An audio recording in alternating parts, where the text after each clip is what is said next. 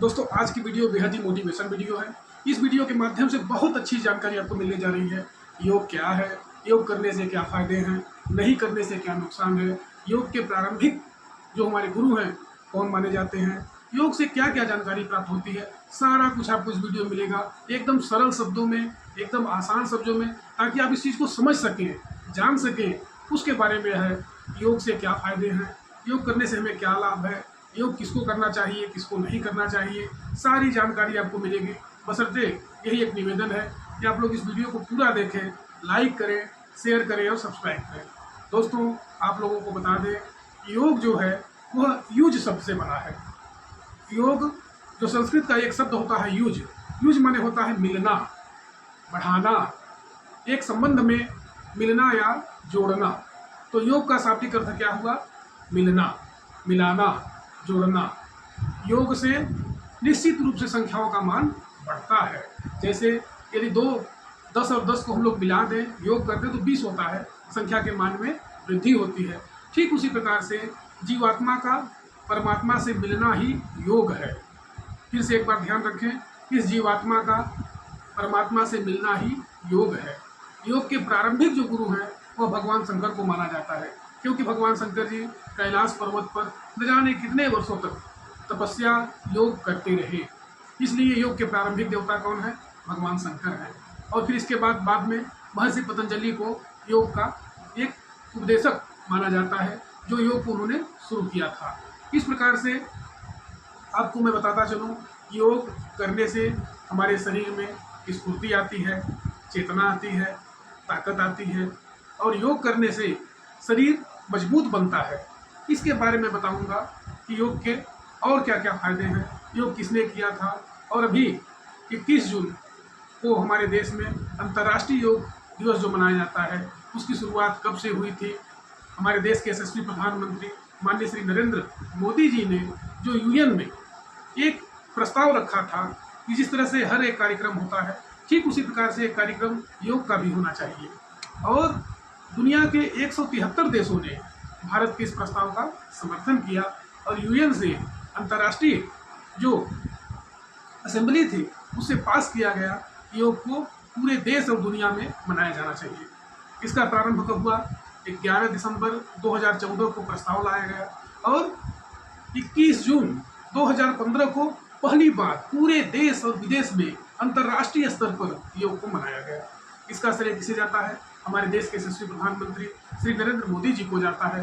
उन्होंने यूएन में एक प्रस्ताव रखा कि शुरू से बच्चों को विद्यालय में, हर एक बाल सभा में, शून्य अवकाश में, प्रार्थना सभा में छोटे छोटे बच्चों को योग के बारे में जरूर 10 मिनट 20 मिनट की शिक्षा दी जानी चाहिए, ताकि उनका शरीर मजबूत रहे, क्योंकि स्वस्थ मस्तिष्क में ही स्वस्थ दिमाग का वास होता है। यदि बच्चे हमारे कमज़ोर रहेंगे, पढ़ने में कमज़ोर रहेंगे, उनका दिमाग नहीं लगेगा, तो निश्चित रूप से जो हमारे देश की वैदिक संस्कृति है, हमारे देश की वैदिक धरोहर है, उसके बारे में बच्चे नहीं जान पाएंगे या कम जानेंगे। इसलिए हर विद्यालय में, चाहे छोटा विद्यालय हो प्राइमरी स्तर का, चाहे बड़े विद्यालय हो, हमेशा प्रार्थना के समय 10 मिनट 15 मिनट जरूर योग के बारे में बताया जाता है, हमें सिखाया जाता है। योग करने से हमारा शरीर मजबूत होता है, कौन कौन से योग हैं, अनुलोम विलोम क्या है, और भस्त्रिका क्या है, कपालभाति क्या है, इसके बारे में बताया जाता है। योग करने से हमारा शरीर कैसे मजबूत होगा, हमारे देश की जो प्राचीन सभ्यता है, प्राचीन संस्कृति है, हमारे मन पर कैसे नियंत्रण होगा, इंद्रियों पर कैसे नियंत्रण होगा, कैसे हमारी लंबाई बढ़ेगी, कैसे मोटापा दूर होगा, सारा कुछ योग के बारे में बताया जाता है। दोस्तों अंग्रेजी दवा खाते खाते लोग कितना पैसा बर्बाद कर चुके हैं, लाखों करोड़ों रुपए बीमारी में खर्च होते हैं, लेकिन एक छोटा सा उपाय बताया जाता है कि प्रातः काल उठिए, खूब टहलिए, उसमें कोई पैसा नहीं लगना है, लेकिन लोग नहीं कर पाते हैं। 8 बजे तक 9 बजे तक सो करके उठेंगे, सारा कुछ सिस्टम बिगड़ जाता है। गलत खान पान, गलत विचार, गलत कारणों से अनेक प्रकार की बीमारी धर लेती है और इसकी वजह से सब कुछ बर्बाद हो जाता है। यदि हम योग करेंगे, निश्चित रूप से हमारा शरीर मजबूत होगा, मन मजबूत होगा, इंद्रियों में कामयाबी रहेगी, इंद्रियों पर विजय रहेगा, तो निश्चित रूप से सारी बीमारियां दूर होंगी और शरीर हमारा मजबूत बनेगा, पढ़ाई लिखाई में मन लगेगा, मोटापा कम होगा, बीपी, शुगर, कोलेस्ट्रॉल सब पर नियंत्रण होगा, क्योंकि एक बीपी से, शुगर से हजारों हजार बीमारियां उत्पन्न लेती हैं। और पढ़ाई में बच्चों का मन नहीं लगता है, इस कारण से दिन भर वो टीवी देखते रहते हैं, मोबाइल देखते रहते हैं, उनका मन स्थिर नहीं होता है। जब हम योग करने लगेंगे, ध्यान करने लगेंगे, धारणा करने लगेंगे, निश्चित रूप से हमारा मन जरूर पढ़ाई में लगेगा, बच्चे अच्छे अच्छे नंबरों से पास होंगे और उनका नाम पूरे देश दुनिया में आगे बढ़ेगा। एक कहा गया है कि अष्टांग योग किसे कहते हैं। अष्टांग योग मतलब 8 प्रकार के जो योग होते हैं उसके बारे में बताया गया है कि सबसे पहला क्या है, आसन है, दूसरा क्या है, प्राणायाम है, तीसरा क्या है, प्रत्याहार है, धारणा है, ध्यान है, समाधि है। यम नियम से शुरुआत होकर के और समाधि तक चला जाता है। 8 प्रकार के अष्टांग योग बताए गए हैं। कौन कौन से? पहला है यम, दूसरा है नियम, तीसरा है आसन, चौथा है प्राणायाम, पांचवा है प्रत्याहार, छठवां है धारणा, सातवां है ध्यान और आठवां है समाधि। समाधि में आप लोगों ने देखा होगा कि गौतम बुद्ध जी 12 वर्षों तक लगातार पीपल के पेड़ के नीचे बैठ करके और ध्यान में मग्न थे। महावीर स्वामी जी कितने वर्षों तक लगातार तपस्या की थी। महर्षि वाल्मीकि जी प्राचीन समय में ही जंगल में रह करके और कितने घनघोर उन्होंने तपस्या की, योग किया, ध्यान किया, जिसके बल पर उनके शरीर में दीमकों ने एक बावी बना ली थी। पता नहीं कितने दिनों तक, कितने वर्षों तक लगातार तपस्या करते रहे। किसके बल पर? योग के बल पर। बड़े बड़े साधु सन्यासी नागा लोग ठंडी हो चाहे गर्मी हो चाहे बरसात हो, ध्यान धारणा में इतने माहिर हो जाते हैं कि उनके शरीर पर क्या हो रहा है उन्हें पता ही नहीं चलता। 10-10 दिन तक, 15-15 महीनों तक बिना भोजन के रह जाते हैं, चाहे कितनी ठंडी पड़ रही हो, कपकपाती कठोर ठंडी, इसके बाद भी वो कपड़ा नहीं पहनते हैं, क्योंकि उन्होंने अपनी इंद्रियों पर विजय प्राप्त कर लिया है। इस प्रकार से अगर वर्तमान समय में बात की जाए, हमारे देश के सबसे बड़े जो योग के साधक हुए हैं श्री स्वामी रामदेव जी महाराज हुए हैं, श्री श्री रविशंकर जी हुए हैं, जो लगातार बच्चों को, दुनिया को, देश के बारे में सब बताते रहते हैं कि भाई योग से क्या फ़ायदा है, क्या नुकसान है। लगातार आप लोग योग करें और देसी स्वदेशी को अपनाएं, ताकि हमारे देश में जो बीमारियों से लाखों करोड़ों रुपए एक एक लोगों से खर्च होता है वह बच सके। सुबह शाम खूब टहलें, आसन करें, ध्यान करें, दौड़ लगाएं, शरीर को मजबूत रखें, खाने पीने में सुधार करें। निश्चित रूप से जो 21 जून, लोग कहते हैं कि 21 जून को अंतर्राष्ट्रीय योग दिवस क्यों मनाया जाता है, क्योंकि 21 जून को हमारे उत्तरी गोलार्ध में सबसे बड़ा दिन होता है।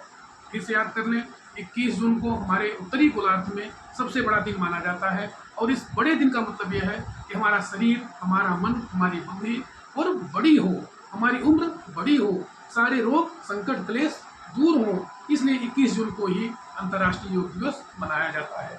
अभी 21 जून 2025 को फिर से अंतर्राष्ट्रीय योग दिवस है।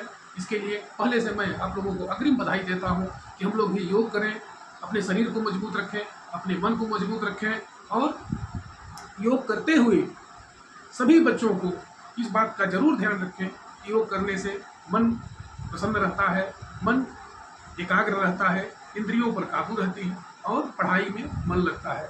सफलता के अनेक रास्ते हैं, मेहनत करना, संघर्ष करना, जीवन में आगे बढ़ना योग के द्वारा ही संभव है। योग से लोग हजारों वर्षों तक जीवित रहते हैं।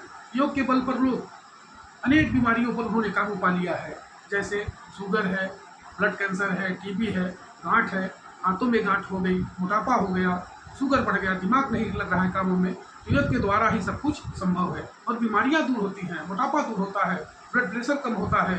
लगभग आप लोगों ने देखा होगा योग के बल पर न जाने कितने ऐसे लोग हैं जो महारत को हासिल कर लिए हैं और अपने मन और अपनी इंद्रियों पर काबू पाए हैं। इसलिए इस वीडियो के माध्यम से संदेश है कि हमें भी कम से कम प्रतिदिन 1 घंटा जरूर योग करना चाहिए, टहलना चाहिए, सुबह शाम दौड़ लगानी चाहिए, ताकि हमारा शरीर बिल्कुल फिट रहे। अगर हमारा शरीर फिट है तभी हमारी आत्मा और जीवात्मा शुद्ध रहेगी। और योग का मतलब ही है आत्मा को जीवात्मा से मिलाना, जो वैदिक संस्कृति हमारे देश की प्राचीन धरोहर है। और इसका श्रेय भारत देश को ही जाता है कि उन्होंने पूरी दुनिया को यह दिखा दिया कि योग के बल पर, ध्यान के बल पर, धारणा के बल पर, तपस्या के बल पर हम लोग बड़ी से बड़ी चुनौतियों से जीत सकते हैं, बड़ी से बड़ी मुसीबत में आराम से जीत सकते हैं। यह संभव भारत से ही हुआ है। इसलिए भारत सरकार को बधाई दी जाती है। माननीय प्रधानमंत्री जी की पहल पर पूरे विश्व में 21 जून को अंतर्राष्ट्रीय योग दिवस मनाया जाता है, जिसे यूएन ने 173 देशों ने इसका समर्थन किया था। और आज लगातार यह 10वां योग दिवस मनाया जाएगा। 21 जून 2015 से प्रारंभ हुआ था और 21 जून 2025 को 10वां योग दिवस मनाया जाएगा। सभी लोगों को अंतर्राष्ट्रीय योग दिवस की हार्दिक शुभकामना। इस वीडियो को लाइक करें, शेयर करें, सब्सक्राइब करें। धन्यवाद।